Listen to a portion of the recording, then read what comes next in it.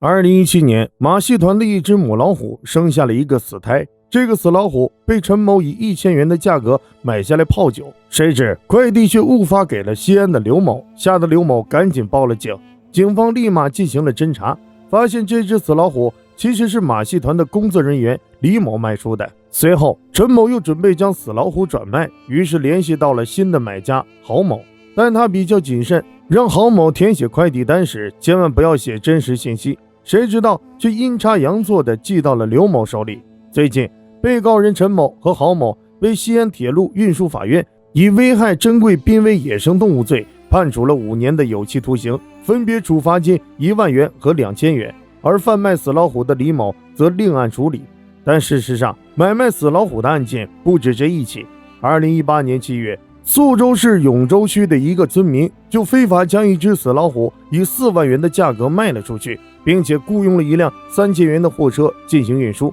并且还分解了老虎，单独将虎皮卖了，其余的虎制品则全部存到了冰柜里。经过国家林业局野生动植物监测中心的鉴定，这些虎制品均来自一级保护野生动物猫科虎。很多人都在问，为什么马戏团可以饲养保护动物？为什么他们敢私自贩卖死老虎？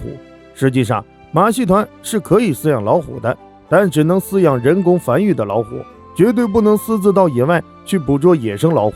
而且还需要经过国家级和省级的批准审核，达到了饲养的条件才行。可是实际上，许多马戏团饲养老虎或者狮子的手续并不齐全，有许多的老虎更是没有登记在册，属于黑户。而大多数的狮虎买卖案例，其实全部来自曾经有中国马戏之乡之称的安徽省宿州市永州区高沟乡高沟村。因为几年来国家开始限制动物表演，以及全社会对于野生动物的关注度增加，这里的马戏生意早已落败，但这个村里仍然圈养着1000多只无法处理的老虎。对于许多村民来说，老虎已经不再是能为他们带来钱财的表演工具，而是养不起、运不出，甚至还不能死的累赘。这些老虎因为长期待在笼子里，抵抗力不断下降，一旦有老虎出现疾病，村民们根本无力承担治疗费用，只能等着老虎去世处理尸体。但冷冻老虎的尸体又非常费电，